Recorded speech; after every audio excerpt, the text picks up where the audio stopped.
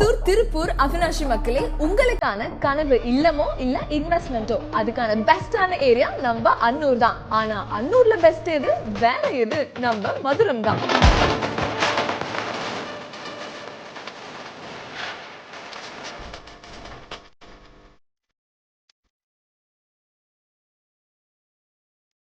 மேல திருப்பதியான முண்டிப்பாளையம் ஸ்ரீ வெங்கடேச பெருமாள் கோவிலுக்கு ரொம்ப ரொம்ப பக்கத்துல உங்க கனவு வீடு.